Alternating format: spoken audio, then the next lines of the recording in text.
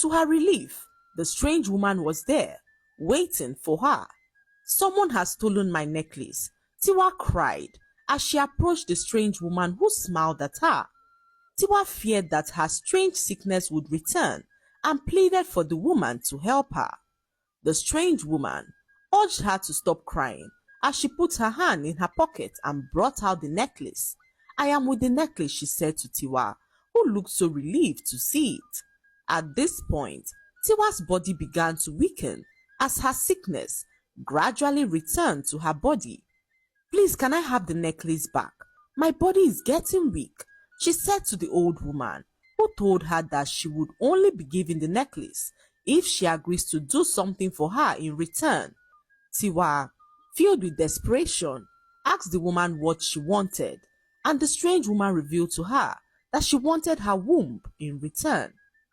She told Tiwa that her health would be restored in full if she sacrifices her womb to her, and Tiwa opened her eyes and mouth in shock as she never saw this coming.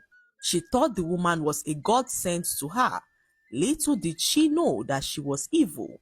Tiwa, without hesitation, revealed to the evil woman that she was not sacrificing her womb. She told her that she would find another way to be strong, and the evil woman looked at her and laughed as she told Tiwa that she was making a grave mistake.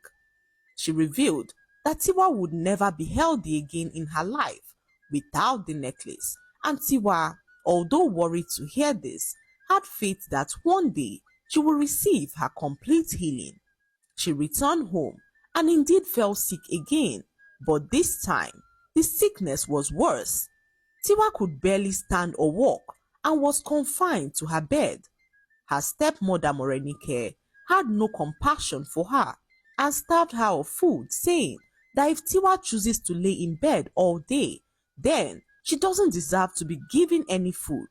For days, Tiwa starved as Morenike kept to her word and never gave her food.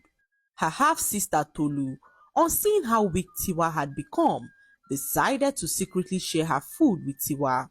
Tolu had never been in support of how badly her mother treated Tiwa and decided to draw her father's attention to it.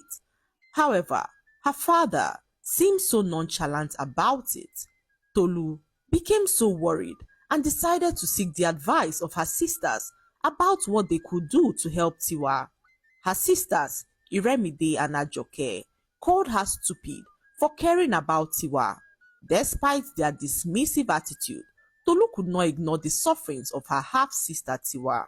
One afternoon, whilst everyone was home, they heard a knock on their door. It was a man who had come to ask for Ajoke's hand in marriage. He saw Ajoke a few days ago when she was returning home with her friends and picked an interest in her. The young man looked so rich and handsome, and Ajoke was over the moon to realize that the handsome man had come to ask for her hand in marriage. The young man spoke to Ajoke's father, declaring his interest in marrying her, and after hours of discussions, he left their home as everyone jubilated in joy. Just as they were celebrating, Tiwa walked out of her room, weak and frail, as she informed them that Ajoke cannot marry such a man. Everyone turned to look at Tiwa, who was barely able to stand on her own. Her stepmother Morenike was so furious as she shouted at Tiwa and asked her who gave her the effrontery to speak on cases like these. Tiwa, with all the strength she could muster, continued as she revealed to them that Ajoke was not the first woman that the young man had approached to marry.